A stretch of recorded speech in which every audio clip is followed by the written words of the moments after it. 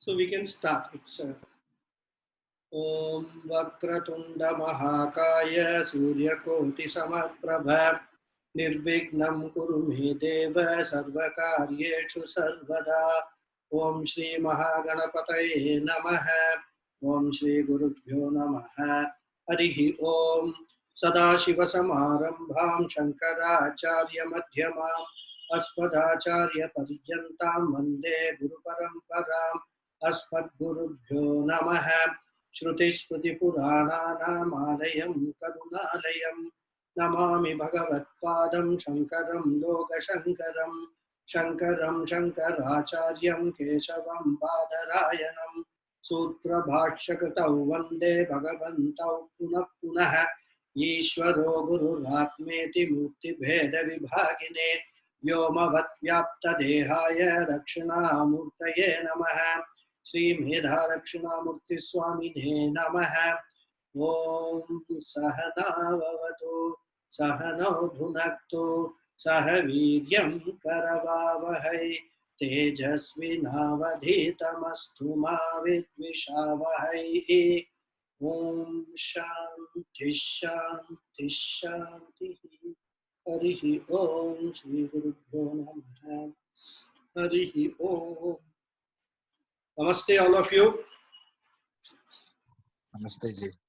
So we have seen the 4 goals of human life, the Purusharthas, in the last class. And as I said, our Shastras help us to achieve these goals by providing guidance and also a roadmap. And we have a very vast Shastric literature. And it will be impossible these days for any human being to study all this Shastric literature in its full lifetime. It's very difficult. I'm referring to this time. I'm not talking about earlier. We have got Vyasa Maharishi and all who have done that, who have studied the entire Shastra. And this literature primarily is available in Sanskrit, but in Tamil also this is a very vast literature we have got. And of course in other Indian languages also. And it actually transcends, just prose. It goes into poetry, music. All these are all part of the vast literature only. The message being conveyed is the same, whatever be the form in which the message is being conveyed. But unfortunately, what has happened is over the past few centuries, the learning about these Shastras and also learning of the Shastras, that has been neglected for various reasons, as we saw in the very first inaugural class. And that's one of the reasons why we are facing so many problems in our life. If you see, people may be academically very well qualified. They may have degrees that from A to Z, they've got all degrees, PhD and double PhD and whatnot. And also they are professionally very well accomplished. But they often tend to break down when faced with life, either as a householder or even in some competitive situations, or for that matter, even in their workplace. And these issues could range from a very simple difference of opinion, let's say with the spouse, disagreement with the children, misunderstanding with a very close friend, or even differences with superiors or colleagues in the workplace. And when faced with such situations, all these academic degrees and these professional accomplishments and all that, all the knowledge one has gained from all these sources, they don't come to the rescue. Because all this knowledge and professional achievements, they do not provide any guidance how to lead a life. It only provides you guidance as to how you can make money and how you can beat others in the game. how you can successfully participate in the rat race which goes on, but real life problems that we face on a day-to-day basis, even on a minute-to-minute basis, these qualifications or these accomplishments, they do not provide any kind of guidance, right? Because we need to answer the question, and which is lacking in all this knowledge is, who am I who is facing this world? In what capacity am I dealing with this world? In fact, when we talked about the Vedanta, I touched upon these aspects, the capacity, the role play aspects and all that. So therefore, when all this worldly knowledge fails, it follows that one should actually go for or go in search for some other knowledge, some other source for getting this knowledge required to face the world. And this is where our traditional Shastric literature plays a very significant role. And today and tomorrow, I propose to give a sort of a very broad bird's eye view, you can call it, because it is not possible to talk about the entire literature in just 2 hours. But I will attempt to give you at least the structure of this literature, in what all forms this literature is available to us, and where we can actually access this literature. And as I said, they are all available in Sanskrit language, and my focus will be more on Vedanta and not on religious literature, because that's also a very huge I would say body of literature which is purely religious, like prayers and slokas and all that. I won't be touching on them. I will focus more on the Vedantic literature. And as I think I did tell you during this Sanatana Dharma class, that unlike some other religions, we don't have a single book to guide the followers, right? We don't have one book. We have a very vast literature. That's what we have. We have texts which can be understood by small children who are even in KG nursery, right? Because it deals with their level of intellect. And we have got texts like Brahma Sutra and all that, which can be understood only by people who are very evolved and who have done the Shastric study for a long period of time. And you can call them double PhD kind of a thing, people. So postdoctoral stage also, it is addressed, our Shastras address that intellectual capacity, and also small children. The Shastra has got literature for them also. And all this is what we call Shastra. There is a very interesting anecdote about Swami Chinmayananda.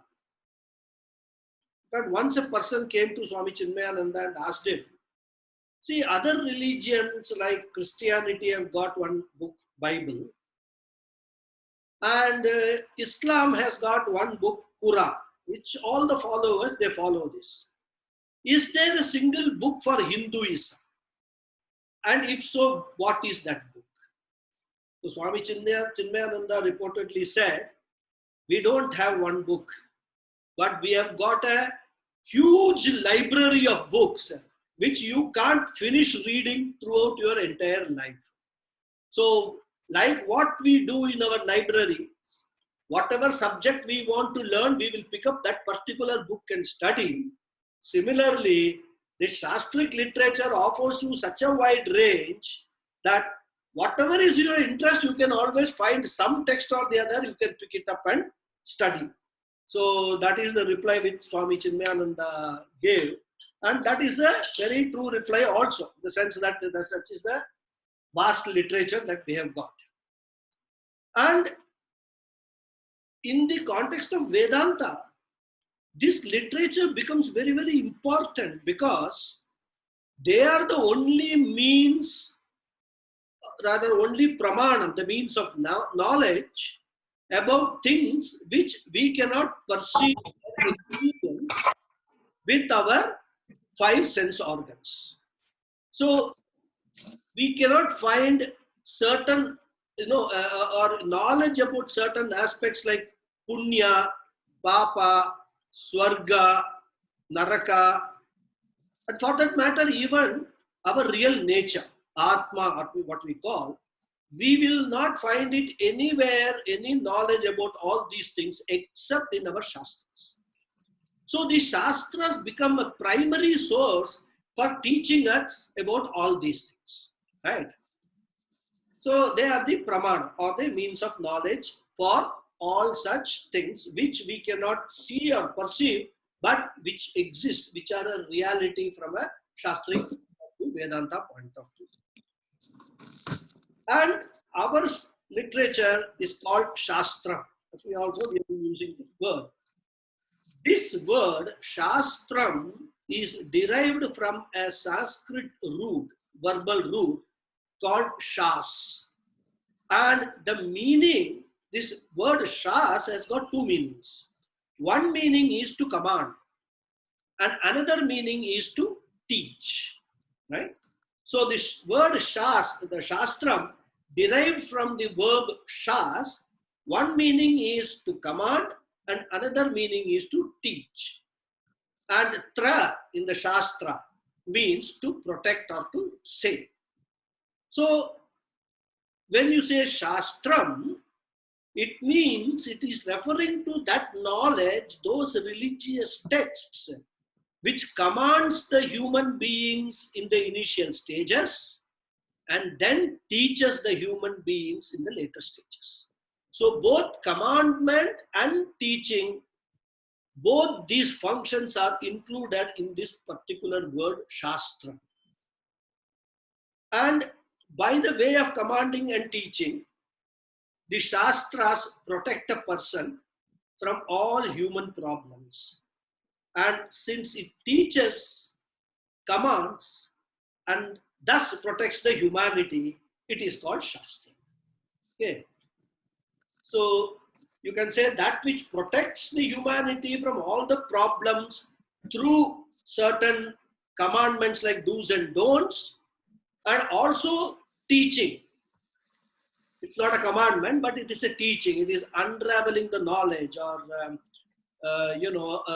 taking you through the entire process of gaining this knowledge.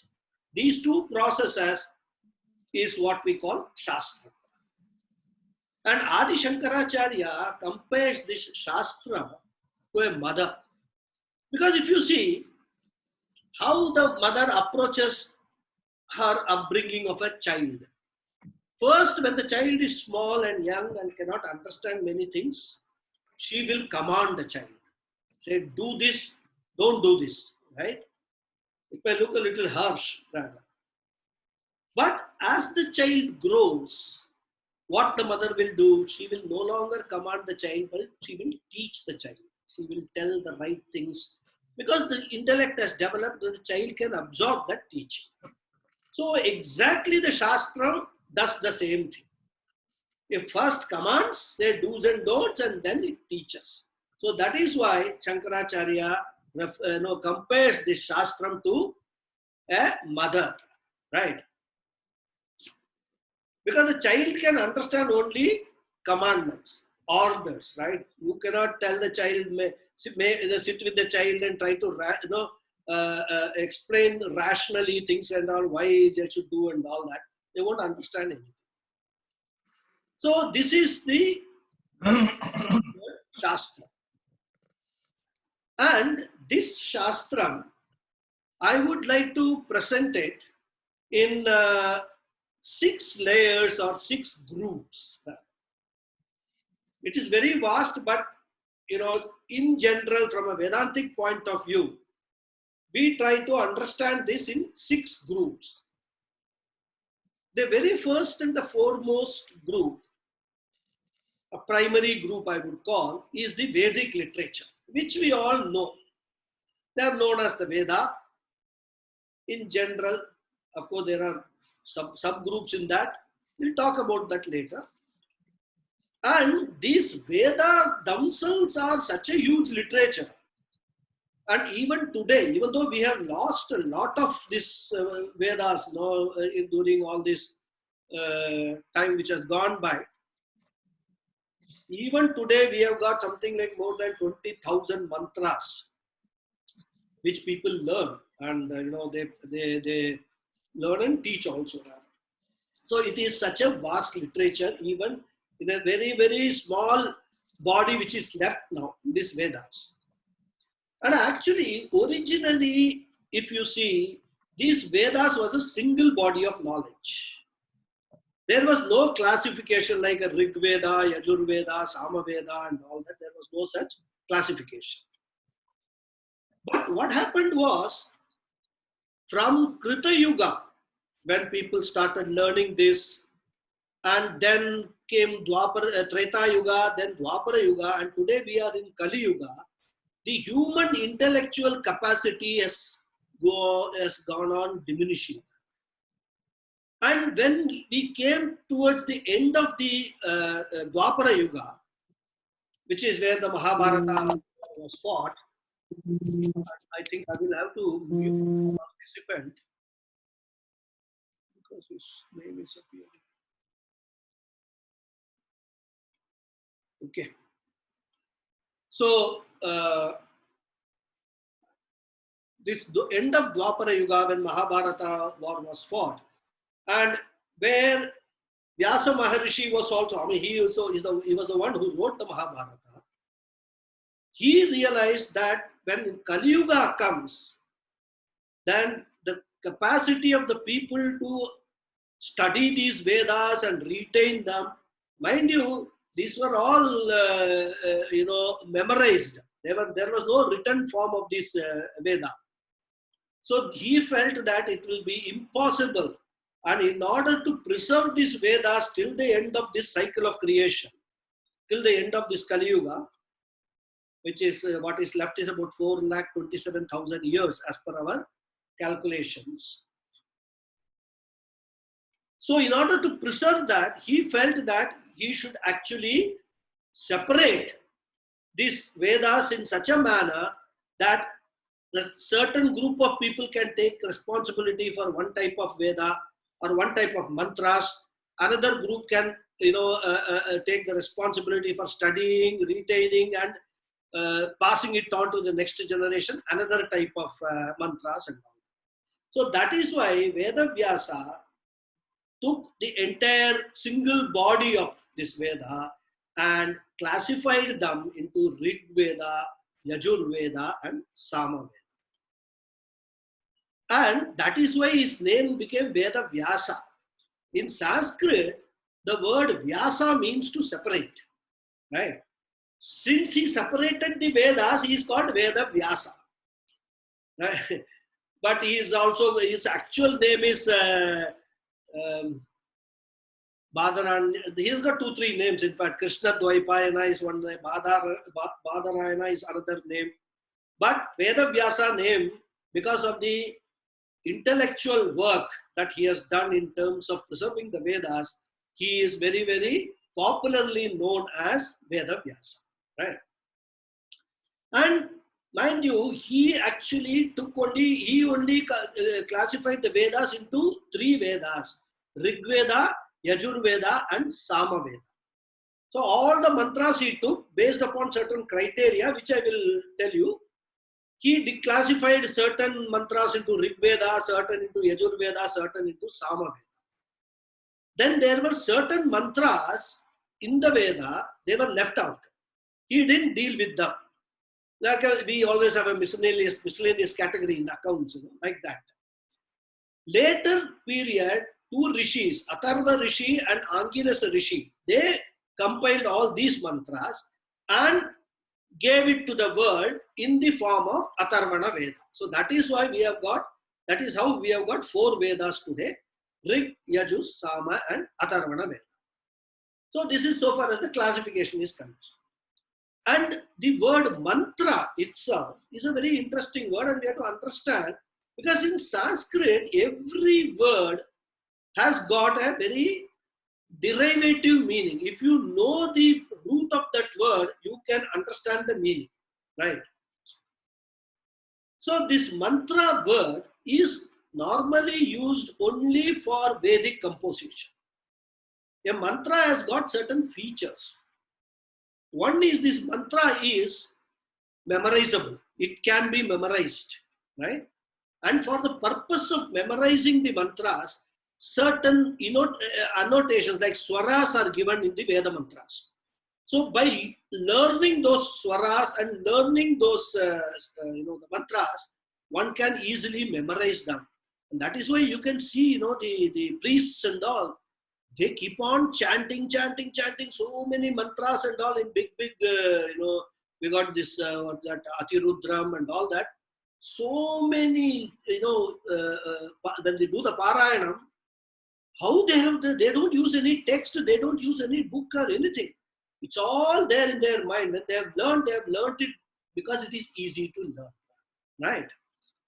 So this mantra word meaning is, they are meant for inquiry, analysis, and also assimilation.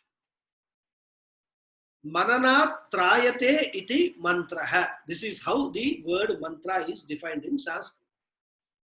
So that they are meant for mananam. And mananam means analysis, analytical study. And the analytical study of these mantras are called mimamsa. That word you can just remember. So mimamsa means analytical study of these mantras. And trayate means, as we have already said, the tra word means to protect or to save. So these mantras means those, you can say, words which needs to be analyzed and studied and assimilated. And if you do that, they will give you protection. They will save you from all your problems in the world, right? And according to our tradition, even mere repetition of these mantras, meditation on these mantras are capable of helping a person. Right? And the word Veda, when we talk about, it means basically knowledge. It is derived from the verbal root vid. Vid means to know. So Veda means knowledge, a body of knowledge, you can say, right? A treasure chest of knowledge. So now, the next question is, who is this author of this Veda? Right? In our tradition, we look upon these Vedas as a revelation from the Lord himself, from Ishvara himself, at the beginning of the creation. Because nobody will disagree that it was the entire creation was created by God. Some people say God, or some people say Allah, and we say Ishvara. Right? So Ishvara at the time of creation gave out these Vedas to everyone, to this world. Right? And there's a process, it is there, they explained the Puranas and all that. He gave it to Brahmaji then passed it on. Like that, the process is there. So, since it was given by the Ishvara himself, it is called Apaurusheya.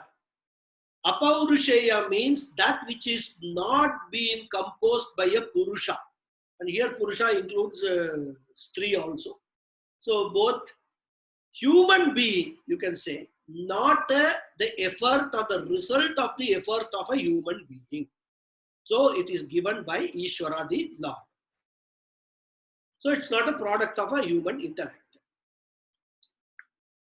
So if you want to talk about the author of the Vedas, you should say it is God who is the author of the Vedas. And they are not man-made.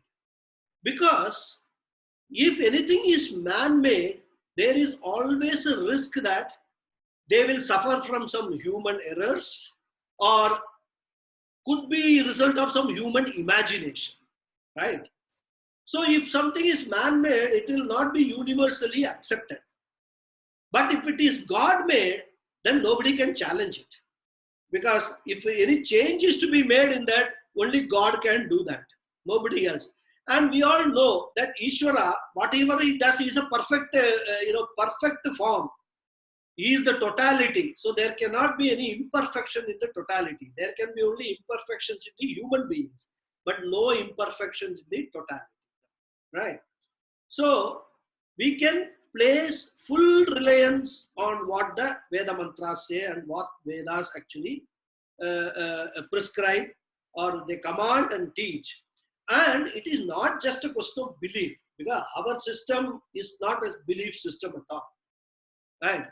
So we have seen people who have followed these mantras, who have adhered to this kind of a lifestyle. They have actually got the benefit of what the Veda promises to give them. Right? But then the question is, did God come down on the earth and or appeared in somebody's dream and then give the Veda mantras? The answer is no. In fact, we don't believe God comes like that and all that. And some Puranas may talk about it, or some people may have that kind of experience in dream and all that. But from a Shastric point of view, what we say is these mantras were given by the Lord and they were received and revealed to the humanity by rishis. And rishis are whom we call the sages or seers, whom we call, right? Rishayaha. So the rishis were the intermediaries who were the pipeline, you can, as it were, you can call, through whom we received these mantras. So if you take God as a, say, transmitting station, the rishis were receiving centers. Swami Paramarthananda ji very humorously says that is why they are perhaps called rishis. He says, Risivati iti rishi. They received the mantras. That apart. So these rishis, they were the receiving centers of the teaching transmitted by the Lord, exactly like we have in television or radio and all that, right?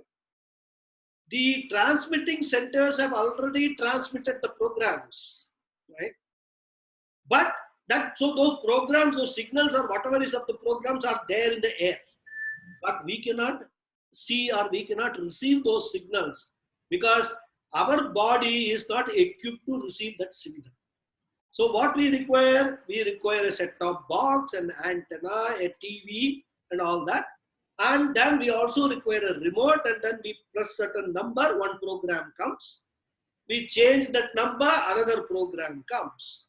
So the system is same. All these mantras are there. Even now, these mantras are there in the air, in the atmosphere. But we can't hear it. Right? These rishis were specially equipped because of the penance that they did, the tapas they did. They were specially equipped to receive these mantras and then pass it down to the next generation. When you actually go to Bhagavad Gita, Adi Shankaracharya's commentary on Bhagavad Gita, in the initial commentary, which is called Upodghata Bhashyam, he explains this entire process, how these mantras came, who were the rishis initially who received and then passed it on. Very beautifully he explains all that in the Bhashyam. Right? So these were the rishis who received, and there were many rishis. It is not just one rishi who received the mantra. There were many rishis who received the mantra. And in fact, many of the rishis' names also we know. Because whenever we chant any mantra, the name of the rishi is said or chanted in that mantra itself. I'll give you an example a little later. Right? So that is why, because the rishis, they actually received the mantras and gave it to the world. And these mantras were in certain meters. Meters mean they were in a metrical form. And there are so many meters which are there, which is not the occasion to go into that. So there were different meters. Like for example, Gayatri itself is a meter. Gayatri mantra has got Gayatri meter in which the Gayatri mantra is set, because of which it got the name Gayatri, it has got 24 syllables. So that mantra which has got 24 syllables is called Gayatri. Then there are other meters like Anushtup meter, which has got 8 syllables. Then there is a Drishtup meter. So many different meters are there. So these rishis not only received the mantra text, but also the meters. And the meters are helpful to memorize, again, as I told you. So they actually gave this with the meters to the world. So whenever we chant these mantras, this rishi, the meters which I talked about are in Sanskrit called chandas or chandaha, right? Cha. And also every mantra has got one devata, who is the presiding deity of that particular mantra. So whenever we chant the mantra, these three things like the rishi, the chandas and the devata, we have to remember. And that is the thanksgiving we do for all these three aspects of that particular mantra, right? So before chanting any mantra, we have to remember these three: rishi, the chandas or the meter, and also the devata, who is the presiding deity for that particular mantra. Of course, I don't know how many of you are familiar with Vedic mantras, but I will give you an example from Vishnu Sahasranama. That I think many people may be familiar, right? When we chant the Vishnu Sahasranama, after we chant the Dhyana Sloka, those of you who know, what do we chant? Asya Sri Vishnu Divya Sahasranama Stotra Mahamantrasya Sri Vedavyaso Bhagavan Rishihi Anushtup Chandaha Sri Mahavishnu Paramatma Sriman Narayano Devata. This is what we chant. So you see, the first, what is this? Vishnu Divya Sahasranama Stotra Mahamantra. That is what I am going to chant. Who is the Rishi? Vedavyaso Bhagavan Rishihi. So we remember Vedavyasa, who actually gave this Vishnu Sahasranama as a part of Mahabharata. This is the Upadesha given by Bhishmacharya to the Pandavas, or mainly Yudhishthira. That is the Vishnu Sahasranama background. Then Anushtup Chandaha, we say that it is set in that meter of Anushtup meter. Then who is the Devata? Mahavishnu himself is the Devata, Mahavishnu Paramatma. So when we start chanting Vishnu Sahasranama, we remember or we pray to these three aspects of the sloka. So in many slokas also, this concept of this remembering the Rishi, Chandas and Devata has been brought in by Vedavyasa and so many other people who have given the slokas to us.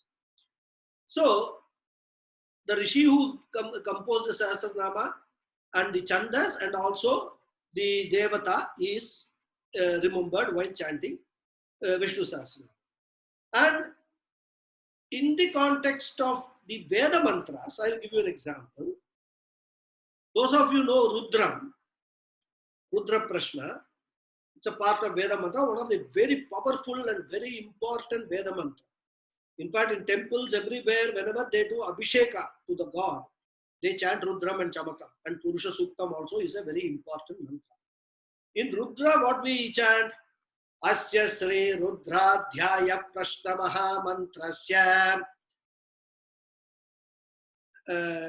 Aghora Rishihi Anushtup Chandaha Sangarshana Murti Swarupo Yosavadityah Parama Purushasya Yesha Rudro Devata. This is the introduction. We chant all this. So what are these? First is Rudra Dhyaya Prashna Maha Mantrasya. So we are actually saying, I am going to now do Dhyanam on Lord Rudra and also going to recite this Rudra mantras, right? Then who is the Rishi? Aghora Rishi. So it was Aghora Rishi, a Rishi called Aghora, who received these mantras and gave it to the world. So his name comes there, Aghora Rishi. Then Anushtup Chanda, like Vishnu Sahasranama, this is also in Anushtup Chanda. Then who is the Devata for this? A very beautiful explanation. Sangarshana Murti Swarupo Yosavaditya Paramapurusha Sayesha Rudro Devata. So Rudro Devata is the Devata is Rudra, but there are adjectives added to explain who is that Rudra, what is that Rudra is, right? So I'm just giving you an example about how these three aspects, that Rishi's name and the Chandas and also the Devata, are taken before all the chanting of the mantras. And this is all very much part of our Shastra, do the must to be done things, right? So these rishis, as I said, they received these mantras. They are not the composers or creators of these mantras. And they are called mantra drashtaraha also, those who have seen the mantras, right? Now we can say, how can you see a mantra, right? But it's a way of saying, because seeing is hearing. Even in English, we have this expression.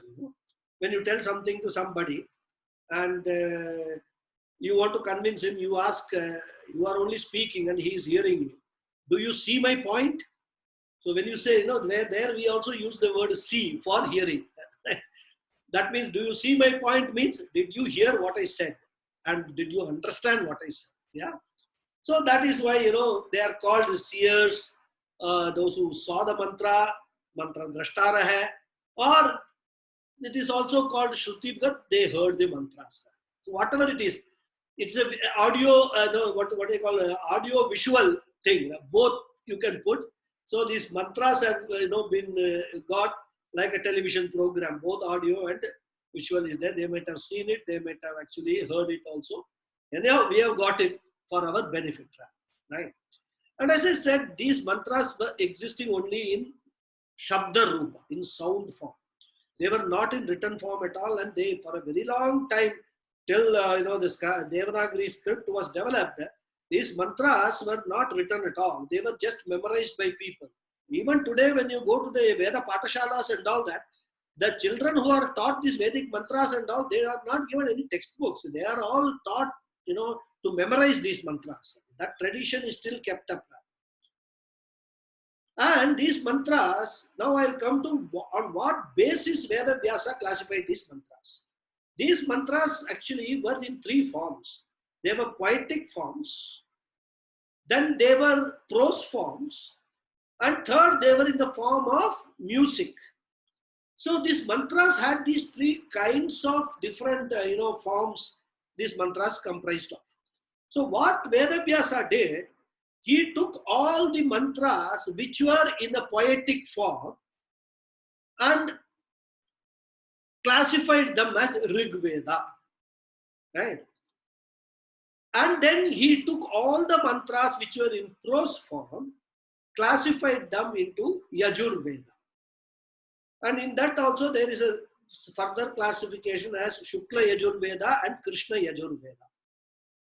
And then all the mantras which were in music form, he took them and classified them into Sama Veda.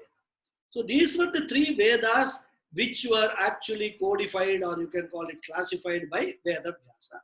And as I told you, Atharvana Veda came later, given by two rishis whose names I told you, right? So then these Vedas are also referred to as Shruti. Shruti means basically, as I told, that what you hear, right?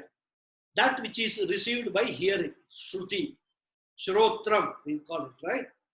That's why these are called Shrotras also, not mantras, but these slokas are called Shrotram. So thus it is called Vedas, it is called mantras, it is called Shruti. And since it is not born of human intellect, it is known as Apaurusheya and a Pramana. a means of knowledge for so many things which no other means are available, right? In fact, we have got in our body 5 means of knowledge, 5 pramana: the eyes, the ears, the tongue, the nose, and the skin. This is what the Shastras say. Through this, we receive all the inputs from the world, right? But there are certain things like punya, papa, and all. Even these 5, sense organs which we have got, they cannot gain any knowledge of that. The Vedas only are the means of knowledge for all these things, right? And then this was the basic qualification.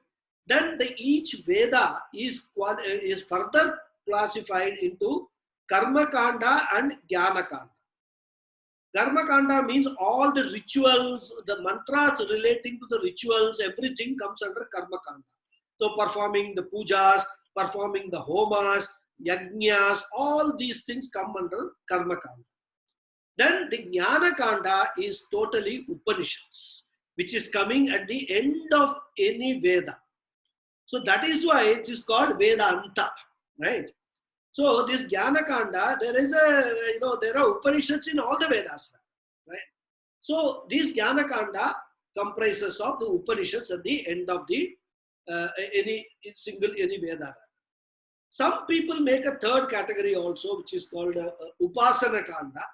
But actually, Upasana Kanda is not a very separate, if you look at it, because some of the Upasanas mantras are there in the Karma Kanda, some Upasana mantras are there in Jnana Kanda.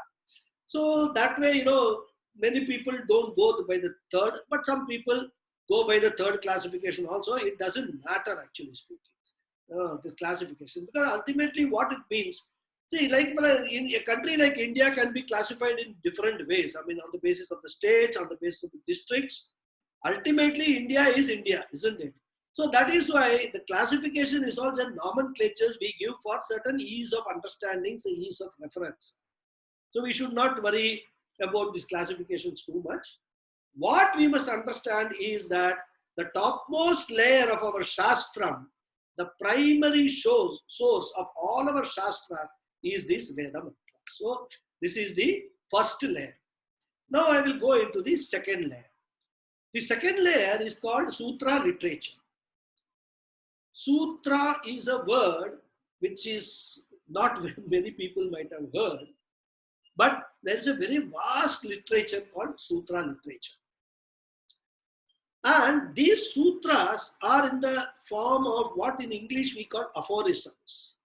They are brief statements, right, containing so many ideas packed in it.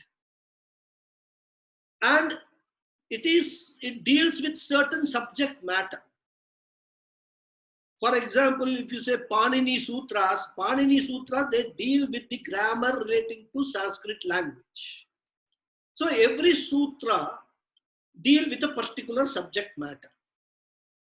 And in the Shastra, the sutra is defined as Alpaksharam, Asandigdham, Saravat Vishwato Mukham, Astobham Anavadhyam, Cha Sutram Sutra Vido Viduhu. The people who actually, compose these sutras, they are all human beings. Now we have come down from the divine level to the human level now. The sutras are compositions of human beings. So it is a brief statement which is Alpaksharam. Minimum word is used. In fact, it is said that if a sutra composer, if he is able to actually reduce the number of words by half a syllable, it is like he is getting a child. The child is born to him. Such a happy, feeling he will have if he is able to reduce it even by half a syllable, right? So it is Alpaksharam, means very, very frugal with the number of letters and even words used. And then Asandigdham, even though it is very, very frugal on the words, it is written without any ambiguity. There is no ambiguity or doubtful in what is being asserted. Then Saravat, it contains the essence of everything that is what that the sutra writer wants to say. Vishwato Mukham means a particular word may have different meanings, so that sutra will have the word which will actually encompass all the meanings of that particular word. Then Astobham means without any obstruction or stop. Well, there won't be any full stop or anything in the sutra. It will be just a statement. That's it, right? And Anavadyam means absolutely faultless in nature. So this is the definition of sutra. Just imagine, if you have to write a sutra, you have to study the Vedas, and then from the Vedas you have to pick up one subject, and that subject you have to then reduce it to a sutra, and that sutra should actually conform to all these requirements. You just see the intellectual capacity. Giants were there. So that is why I said. And Panini, I gave the example, the Panini Sutra. There are so many sutras. In fact, one of the highest sutras written in our Vedanta literature is Brahma Sutra. Brahma Sutra was written by Veda Vyasa himself. And also Jaimini Rishi, he wrote the sutras on Karma Kanda. I'll just give you one sample of this sutra. In Karma Kanda, Jaimini starts the sutra with, because that is actually what is called the Dharma Mimamsa, the analysis of the Vedic mantras. The analysis of the Vedic mantras is done in the sutra style by Jaimini Rishi. And he starts with the sutra, Athato Dharma Jignasa. That's all. Now, what do you understand with it? Athato means, and thereafter, Dharma Jignasa, analysis of the entire Vedic mantras are being done now. And then he goes on writing sutras. Thousands of sutras are written. Similarly, Veda Vyasa, when he wrote the sutra or the analysis of the Mimamsa, which is called Uttara Mimamsa also, for all the Upanishads, the knowledge which is there in the Upanishad, he starts Athato Brahma Jignasa, right? So it is just a pretty statement. If you and me read the statement, we won't make out what it means. But Adi Shankara, people like Adi Shankaracharya have written volumes and volumes on just this one sutra, Athato Brahma Jignasa, what it means. So any sutra, if we have to understand, we have to refer to the commentaries which are written on the sutras, and that is how we can understand, appreciate that sutra. And in fact, Brahma Sutra has got about 555 sutras, of which only 4 sutras are normally taught to people, in Gurukulams and all that. Unless, of course, you want to have a complete separate study of the Brahma Sutra, then you have to go to a teacher and maybe spend 3 years, 5 years with him and study the entire Brahma Sutra. So this is just giving you a sample of what the sutra literature is, right? So these are also basically classification and codification of the Vedic teaching only, but it is rearrangement of the Vedic teaching on the basis of topics. Understand? So this is a certain different way of classification. So if you want a particular area, you go to that sutra, particular topic, you can study the sutra, understand that particular topic, right? And what the sutras also do is that if there are seemingly contradictory statements in the Vedas on a particular topic, and which you will find a lot, because there are contradictory statements in the Vedas which appear contradictory, but if you go through the sutras analysis, the Mimamsa, you will resolve all the contradictions. You will understand how a particular mantra is to be understood. So that will resolve all the contradictions, right? So that is the basic, the sutra literature, just briefly, that's what the sutra literature is. It's the second layer of our Shastra. And interestingly, the word sutra has another meaning called a thread. Sutram, we call it, right? In Sanskrit, it's called a thread. And so Adi Shankaracharya says these sutras are like the thread with which we actually make the garlands. Because in the Vedas, the mantras are, or the ideas, the teachings are, strewn around all over the place like these flowers which are strewn around in a garden. They're all beautiful flowers, fresh flowers, but they are not in one place. They have fallen from different trees. So what these Sutrakaras do is they pick up the relevant flowers. If you want a rose garland, they will pick up all the roses and then they will string it in a sutra text. And so that is also another way you can look at what is a sutra, that which strings together a particular idea or a particular concept which is there in the Vedas, or all relevant ideas which are there in the Vedas relating to that particular concept is a sutra. So you can understand that way also. So this is a topic-wise arrangement. And these sutras deal with so many topics. In fact, we have got very vast literature of sutras. It deals with the individual responsibilities and duties, which are called Dharma Sutrani. So individual values, individual growth, and then we have got Grihya Sutrani. In fact, many of the rituals or responsibilities of a householder and all, Grihastha, all are taken from the Grihya Sutras, right? Where the family values, the family responsibilities are all dealt with in the Grihya Sutras. And both are important, isn't it? I mean, a person has to follow a dharmic life and also has got family responsibility. So this sutra literature provides all a lot of sutras are there. Then we have got, for the society also, we have got Shrauta Sutrani. Then so many are there. I mean, I can go on listing. That itself will take one class. Then we have got this Gautama Sutrani, Apastamba Sutrani, Parashara Sutrani. These are all names, the names of people who have actually composed these sutras, right? So, for example, if there are no rains, and then the whole society suffers rather. So there are rituals which are performed in order to please those rain god or Varuna, etc. For him to bless the people. So there are also those mantras and all. They are also, we refer to a particular sutra from where we can get this idea of, get the relevant mantras for doing those prayers. So from the Vedic mantras, this is the next. If you go and search in Vedas, what is that? Those mantras which we have to chant for pleasing Varuna Bhagavan, you may have to go to so many places, right?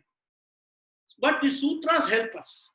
There will be separate sutra for that. So you refer to that sutra and complete that. So what we have to remember is the Vedas were authored by the Lord himself, whereas the sutra literature comes out of human intellect. And so they are called what? Paurusheya Shastra. That was Apaurusheya, not human, but this is Paurusheya, the effort, the result of human intellect, human effort, right? And but as I said, the subject matter is all borrowed from Vedas only. I mean, nobody has used his own imagination in composing these sutras. And I gave you the example of Brahma Sutra also.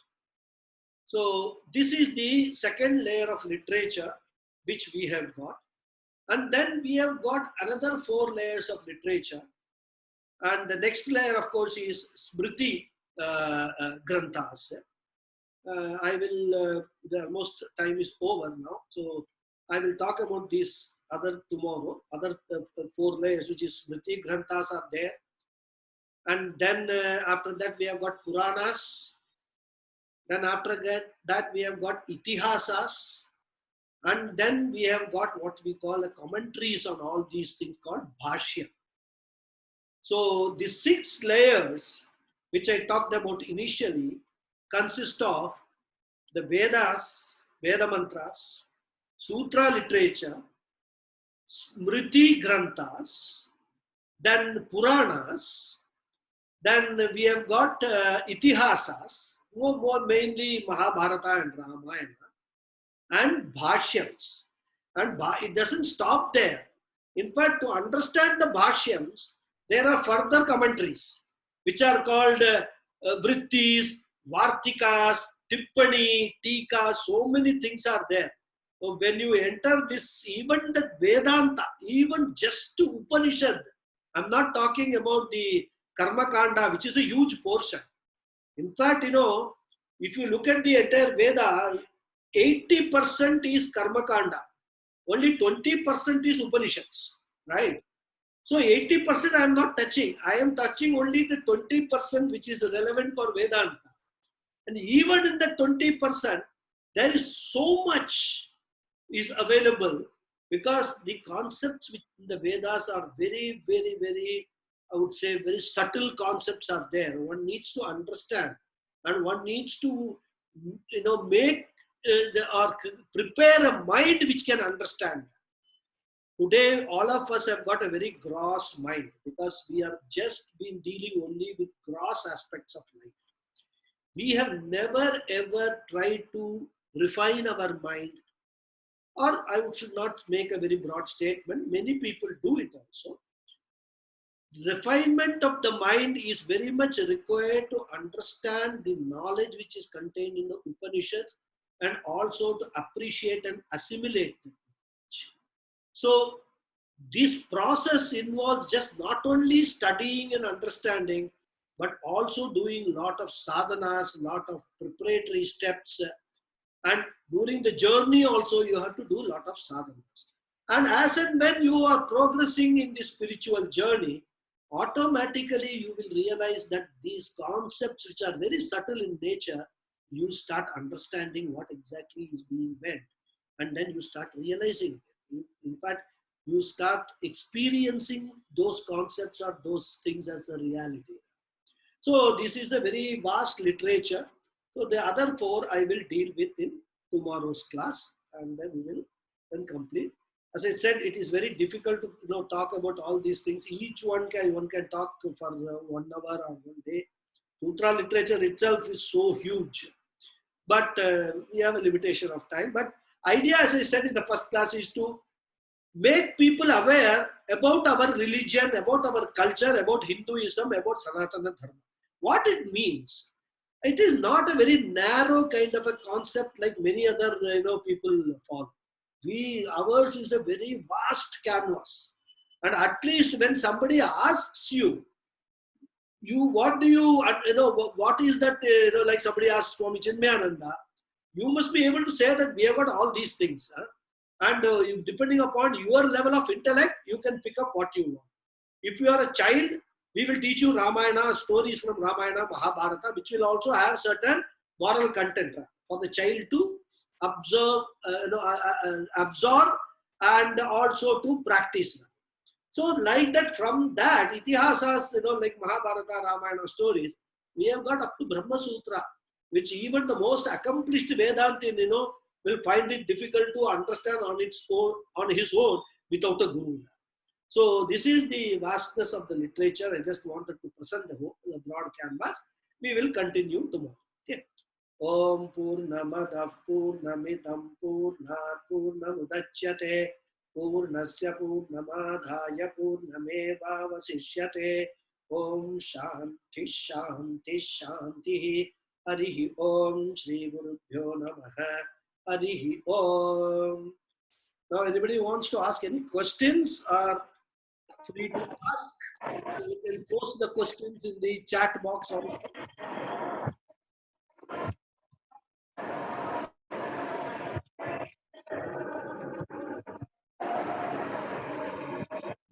let unmute, okay.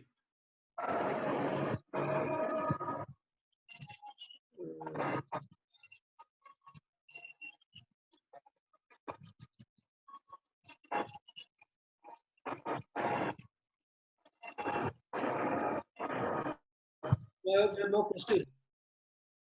So we can close the session. You have to unmute yourself if you want to speak.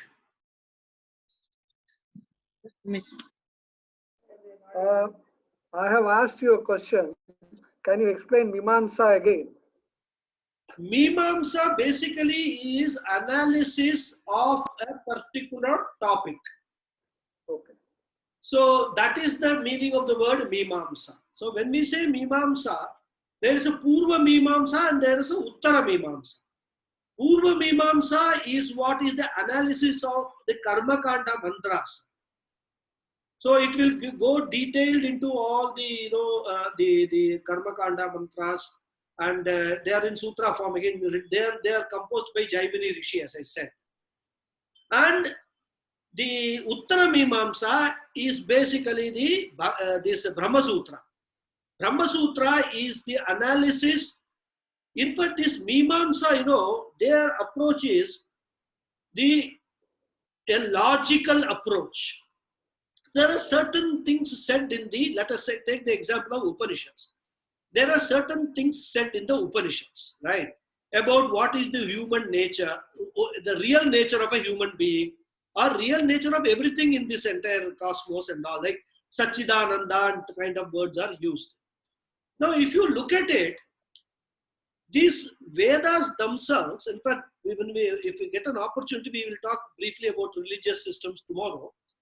See, even though the Vedas is a single body of knowledge, we have got different religious systems. It starts from two systems, Astika and Nastika. Then Astika and Nastika, even in the Astika system, when we come down, we have got different philosophies rather. Right from Charvaka philosophy, who don't believe in any of these Vedas or any of this rebirth and all that, they just want to live life happily, which is what most of us are doing now in any case. And up to Advaita Vedanta, then this is a Dvaita philosophy is there of Madhvacharya. So then Visishta Advaita of Ramanujacharya. So the same Veda mantra, the same Upanishads, different people have interpreted differently. Okay. Now what happens? What will you follow? What is the right one? Whether you will follow Adi Shankaracharya or whether you will follow Ramanujacharya, so you must have something which will convince you. So the Mimamsa then goes into analysis of all these things, all the different matas which is there, different viewpoints, and then establishes that the weaknesses in every interpretation of the Upanishads, and then eventually it establishes that Advaita Vedanta is the correct interpretation of what the knowledge or message being conveyed by Upanishads. And for that you will have to read the very detailed commentary which Adi Shankaracharya has written on Brahma Sutra. In fact, Adi Shankaracharya wrote a detailed commentary on Brahma Sutra which runs into volumes. And his Shishya, Sureshwaracharya, wrote 12,000 sutras on the commentary of Adi Shankaracharya. So it's a very vast literature. But basically, it takes you right up to the end in terms of analysis, both in terms of knowledge and also logic, how you have to apply your logic to understand what the Vedas or Upanishads are saying. So this is the Mimamsa. Mimamsa means complete analysis from all points. Have I answered your question? Okay. Yes, thank you. Thank you. Yes, whether I can read it is something different. Sorry? I said whether I can read it is something different, but I have understood the answer. Yeah. No. Reading it all is not possible. I don't know how this unmuting business, mute all. Unmute all, I don't know. I can't see a button, unmute all.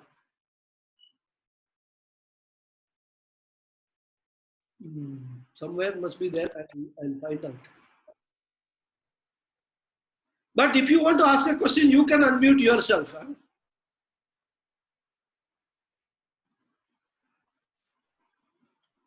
So if there are no more questions, we can stop here. Oh, Acharya. I know. Any questions? If the Veda is a pramana for something that cannot be known by another pramanas, Yes. then why the rishis can receive it first? What the pramana does the rishi use to know the Veda, to Yeah. get the Veda?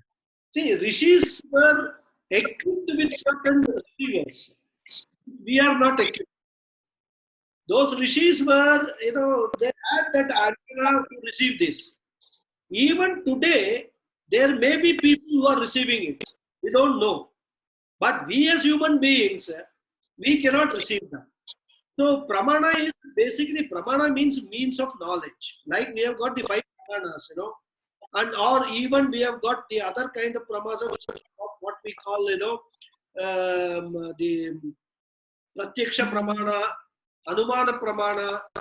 So all those, there are pramanas. The scriptures talk about different pramanas there. But the knowledge which is given in the Upanishads and the Vedas, that you cannot get from anywhere else. So these pramanas are basically, these rishis received that and then they gave it to the world. In fact, they are in the form of sounds. In fact, I don't know, young people, long ago, almost 40 years ago, there was a music, there was a movie which came, some of my people, my age group, 2001 A Space Odyssey. I don't know how many of you have seen that movie. In fact, the movie starts with the sound of Om. And it is actually predicating that was the original primordial sound of the entire universe, the sound Om. Right? So these kind of things are there. I mean, even the Western scholars have, acknowledged all these kind of things rather. And so there is these mantras are there in the atmosphere even now. Only thing is we cannot directly receive them. So the rishis who initially received them, when probably there were only one transmission going on, only one channel was there. Today we have got so many channels, but that time there was beginning of creation, only one channel was there. So they received them and then gave it to the world. So that also, may be there. So that is what is, and they are the only means for us to know a lot about how we have to conduct our life. Any other Thank you, questions?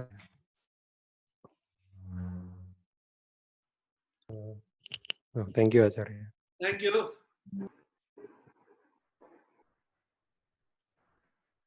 If there are no more questions, then we can.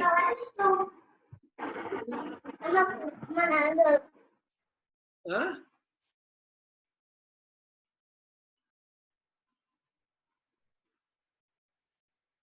So we will end the question and we will continue tomorrow. If you have any questions, you can put it in the chat box tomorrow. Then towards the end of the session, I will see the questions and answer you. Okay? Hariyo.